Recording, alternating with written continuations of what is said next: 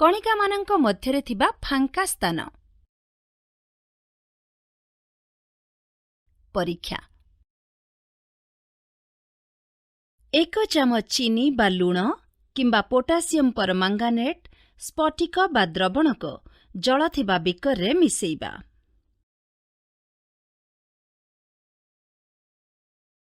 ଜଳସ୍ତରରେ କୌଣସି ପରିବର୍ତ୍ତନ ହେଉନାହିଁ। ପର୍ଯ୍ୟବେକ୍ଷଣ। ଚିନି, ଲୁଣ କିମ୍ବା ପୋଟାସିୟମ ପରମାଙ୍ଗାନେଟ୍ର କଣିକାଗୁଡ଼ିକ ଜଳ ମଧ୍ୟରେ ସମଭାବରେ ବାଣ୍ଟି ହୋଇ ମିଶିଯାଇଛନ୍ତି। ଜଳରେ ଫାଙ୍କା ସ୍ଥାନ ଅଛି। ସିଦ୍ଧାନ୍ତ। ଗୋଟିଏ ପ୍ରକାର ପଦାର୍ଥର କଣିକାଗୁଡ଼ିକ ଅନ୍ୟ ପଦାର୍ଥର କଣିକା ମଧ୍ୟରେ ଥିବା ଫାଙ୍କା ସ୍ଥାନ ମଧ୍ୟରେ ରହିଯାଆନ୍ତି। ପଦାର୍ଥର କଣିକାମାନଙ୍କ ମଧ୍ୟରେ ଅନେକ ଫାଙ୍କା ସ୍ଥାନ ରହିଛି। ପଦାର୍ଥର କଣିକାଗୁଡ଼ିକ ଅନବରତ ଗତି କରୁଥାନ୍ତି। ପରୀକ୍ଷା। ଜଳୁନଥିବା ଧୂପକାଠିକୁ କୋଠରୀରେ ରଖିବା। ପରେ ଏହାକୁ ଜଳେଇବା। ପର୍ଯ୍ୟବେକ୍ଷଣ। ଧୂପକାଠିକୁ ଜଳେଇଲେ ଘରସାରା ଧୂପକାଠିର ବାସ୍ନା ଅନୁଭବ କରିହେବ। ଧୂପକାଠିର ବାସ୍ନା ଦୂରେ ଠିଆ ହେଲେ ମଧ୍ୟ ବାରିହେବ। ପରୀକ୍ଷା। 2ଟି ଜଳପୂର୍ଣ୍ଣ ବିକର ନେବା।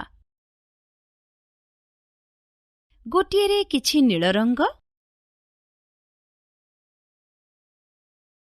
ଅନ୍ୟଟିରେ 1 ଚାମଚ ମହୁ ପକାଇବା। ବିକର 2ଟିକୁ ହଲଚଲ ନ କରି ସେମିତି ରଖିବା। ପର୍ଯ୍ୟବେକ୍ଷଣ। ନୀଳ ରଙ୍ଗଟି ପକାଇବା ପରେ ଏହା ଜଳ ମଧ୍ୟରେ ନିମ୍ନକୁ ଯାଇ ଚାରିଆଡ଼େ ବ୍ୟାପିଗଲା। ଦେଖିବା ଯେ ବିକରରେ ଥିବା ଜଳ ସମ୍ପୂର୍ଣ୍ଣ ନୀଳ ହୋଇଛି ଏବଂ ଦ୍ୱିତୀୟ ବିକରରେ ଥିବା ଜଳରେ ମହୁ ସମ୍ପୂର୍ଣ୍ଣ ମିଶିଯାଇଛି।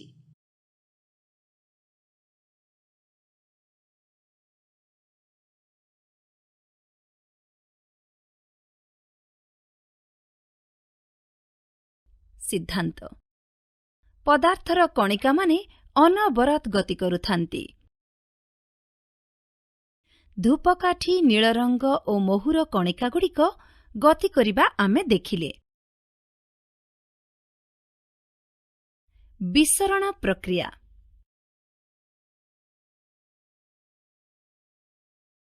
ପୂର୍ବ ପରୀକ୍ଷାରେ ଧୂପକାଠିକୁ ଜଳେଇଲେ। ଗ୍ୟାସୀୟ ପଦାର୍ଥର ବିସରଣ।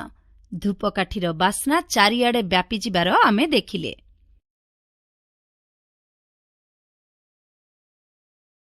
ଦ୍ୱିତୀୟ ପରୀକ୍ଷାରେ ଏକ ଗ୍ଲାସରେ ମହୁ 1 ଚାମଚ ପକାଇ ଦେଖିଲେ ଗ୍ଲାସଟିର ଜଳ ମିଠା ଲାଗୁଛି।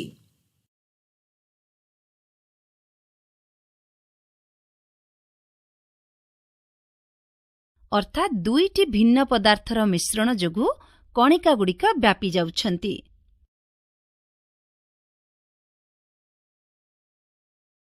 ଦୁଇଟି ଭିନ୍ନ ଭିନ୍ନ ପଦାର୍ଥର କଣିକାଗୁଡ଼ିକର ଅନ୍ତଃମିଶ୍ରିତକରଣକୁ ବିସରଣ କୁହାଯାଏ।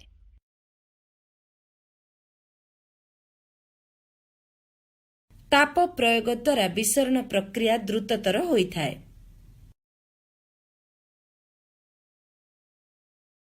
ତାପମାତ୍ରା ବୃଦ୍ଧି ସହ ବିସରଣ ହାର ବୃଦ୍ଧି ପାଇଥାଏ ଏବଂ ଏହା ଗ୍ୟାସୀୟ ପଦାର୍ଥରେ ଅତି ଉଚ୍ଚ ହୋଇଥାଏ।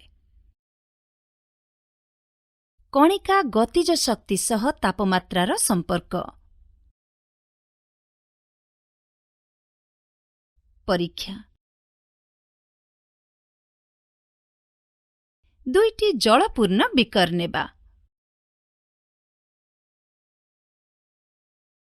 ପ୍ରଥମଟିରେ ଥଣ୍ଡା ଜଳ ଓ ଦ୍ୱିତୀୟଟିରେ ଗରମ ଜଳ ନେବା।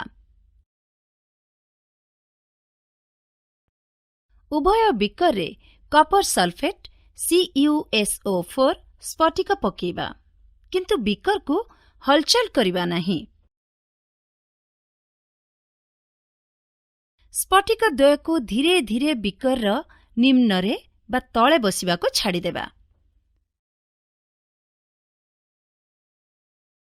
ପର୍ଯ୍ୟବେକ୍ଷଣ।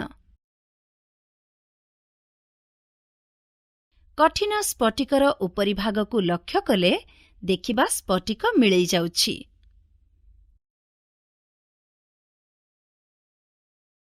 ସମୟାନୁସାରେ କପର ସଲଫେଟ୍ ସ୍ଫଟିକ ଦ୍ରବୀଭୂତ ହେଉଛି।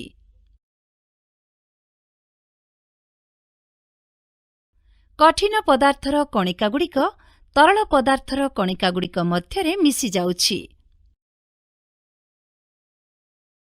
ଗରମ ଜଳରେ ସ୍ଫଟିକ ଶୀଘ୍ର ମିଳେଇଗଲା। ସିଦ୍ଧାନ୍ତ। ସ୍ଫଟିକ ମିଳେଇଯିବାର ହାର ଜଳର ତାପମାତ୍ରା ଉପରେ ନିର୍ଭର କରେ। ତାପମାତ୍ରା ବୃଦ୍ଧି ପାଇଲେ କଣିକାଗୁଡ଼ିକର ଗତି ଦ୍ରୁତତର ହୋଇଥାଏ।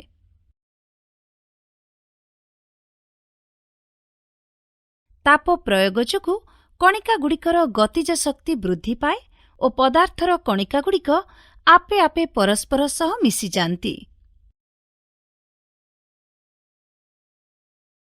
ପଦାର୍ଥ ଅବିରତ ଗତି କରୁଥିବାରୁ ସେମାନଙ୍କର ଗତିଜ ଶକ୍ତି କାଇନେଟିକ୍ ଏନର୍ଜି ଥାଏ।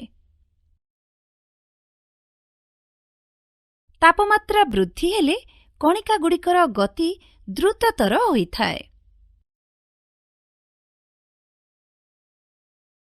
ଫଳରେ ତାପ ପ୍ରୟୋଗ ଯୋଗୁଁ କଣିକାଗୁଡ଼ିକର ଗତିଜ ଶକ୍ତିର ପରିମାଣ ବୃଦ୍ଧି ପାଏ। ଭିନ୍ନ ଭିନ୍ନ ପଦାର୍ଥରେ ଆକର୍ଷଣ ବଳ ଭିନ୍ନ ଭିନ୍ନ ବା କଣିକା ମଧ୍ୟରେ ଆକର୍ଷଣ ବଳ ଥାଏ। ପରୀକ୍ଷା। ତିନୋଟି ପଦାର୍ଥ ଲୁହା କଣ୍ଟା, ଖଣ୍ଡିଏ ଚକ୍ ଏବଂ ରବର ବ୍ୟାଣ୍ଡ ନେବା। ଏଗୁଡ଼ିକୁ ବାଡ଼େଇ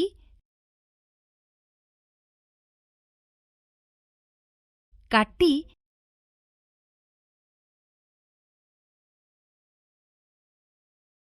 କିମ୍ବା ଟାଣି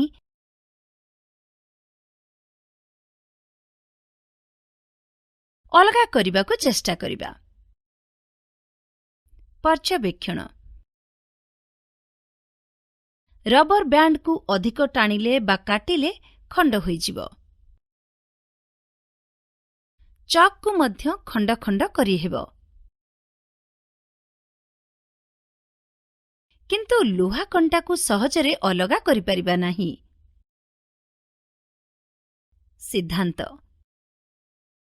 ଉପରୋକ୍ତ ତିନୋଟି ପଦାର୍ଥ ମଧ୍ୟରୁ ଲୁହା କଣ୍ଟାରେ ଥିବା କଣିକାଗୁଡ଼ିକ ପରସ୍ପର ସହ ଅଧିକ ବଳ ଦ୍ୱାରା ବାନ୍ଧି ହୋଇଥାନ୍ତି।